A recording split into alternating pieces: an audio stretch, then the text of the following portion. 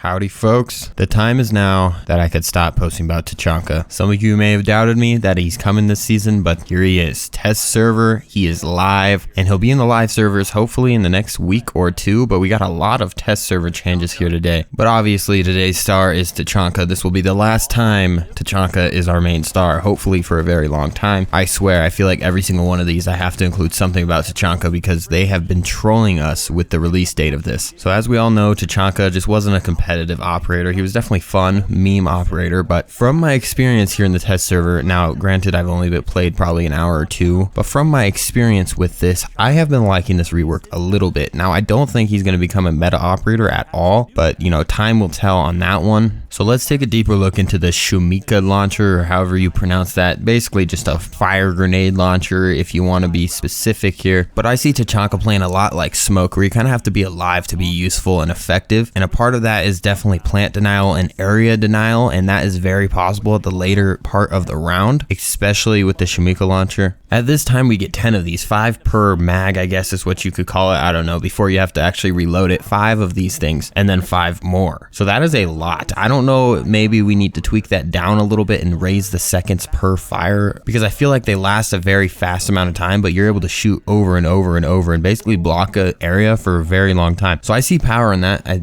really do think he's going to be a pretty good operator in the long term. Now, is he going to be better than Smoke? I don't quite know yet. We got to play him more often, but for now, Tachanka is here. Now moving on, Melusi. Melusi has been pretty powerful in a fairly high ban rate. So to counter this, they didn't want to do anything more to the Banshee shield, so they didn't touch the Banshee. They instead touched the weapon. The T5 is no longer going to be on Melusi, which is quite interesting. Honestly, I don't know if that was the best way to nerf her. I think what made her really good is that she was a 3-speed with the T5, but she's still going to be a 3-speed, still going to have the Banshee, still going to be a pretty good roamer in my opinion. However, she's just not going to have the T5 anymore. She's going to have the MP5. So as we all know, the T5 is one of the best weapons, and the MP5 really doesn't shoot very hard at all. The fire rate's not the best. I mean, the T5 just overall is a lot better, so this is definitely a nerf for Melusi. Ever since she got in the game, she just was pretty unfairly banned all the time. I mean, the radius has been reduced significantly, so honestly, the Banshee at this point is not even that good. It's still very good, don't get me wrong, and very overall pretty balanced. But yes, right when she came into this game, she definitely deserved the ban rate. But since then, they've reduced the radius, they've reduced how loud the sound is with the Banshee. So overall, it just makes it easier to actually destroy the Banshee. So I don't see a big issue with it. Now, as for the T5, I agree, it's very powerful, and that's probably another reason. But maybe we could see her ban rate go a little bit down with this change, hopefully,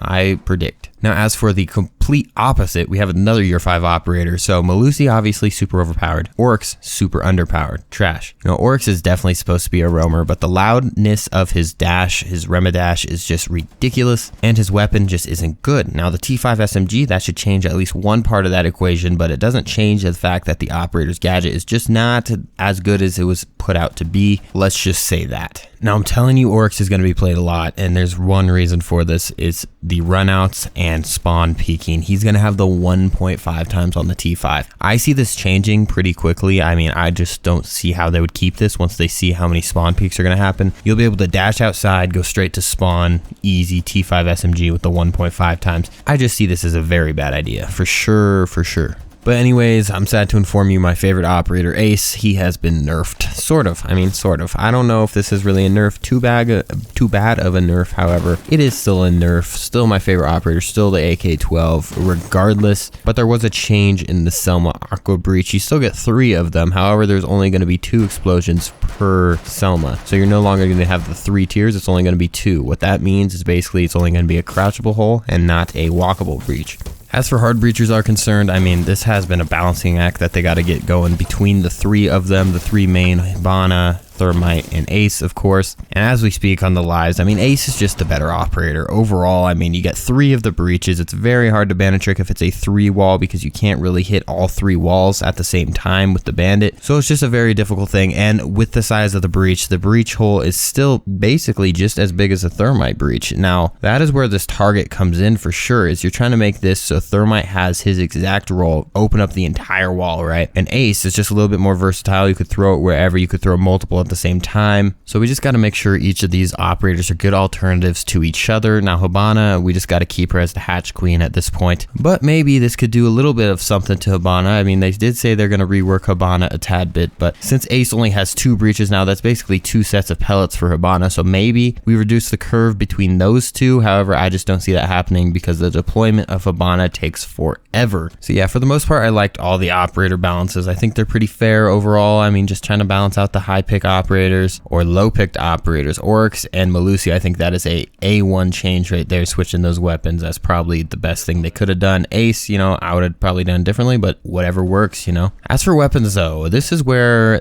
I find myself disagreeing a little bit here. So you know the 2 shotguns, the TCG-12 and the ACS-12. So you can find these guns on Maestro and Alibi and also on Kaid, and these are basically just shotguns, but there was a point in time where they acted more like DMRs. Now the issue with this is they are raising the damage drop-off. I'll read exactly what they did here. So the damage drop-off has been made more progressive to reach minimal damage at 50 meters instead of 20 meters. Damage at maximum range increased to 68%. Previously, it was at 48%. Now, I just hope they took a lot of consideration into this change and made sure it wasn't too overpowered. I mean, 50 meters doesn't sound too bad, increased damage to 68%. But as they say, you know, you're going to be able to down a 2 armor operator from max range here. And that's pretty dangerous considering now that the ACS-12 does have the 2x, at least on Maestro it does. So we're going to have to see some change there, maybe, I don't know. I mean, this shouldn't make too much of a change, as they say, given how good the MX4 Storm for Alibi and the Alda 556 for Maestro currently are. We don't expect this change to have much of a massive impact. So the ACS-12 should now be a little bit more viable and more effective at range for anyone willing to use it.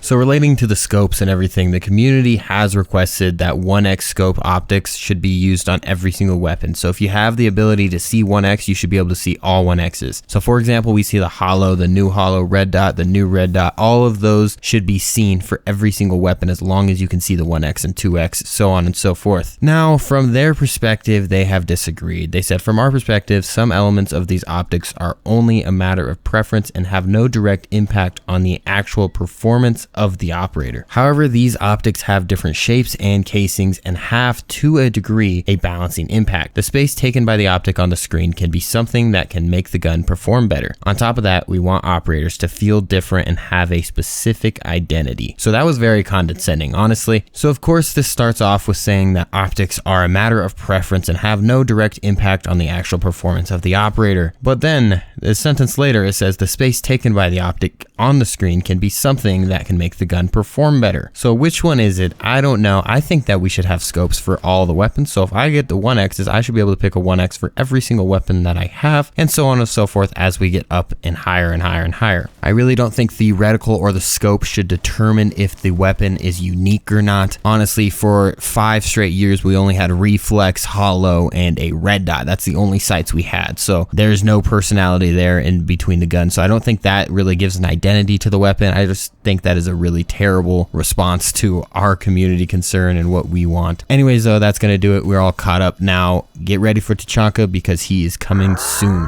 Peace out.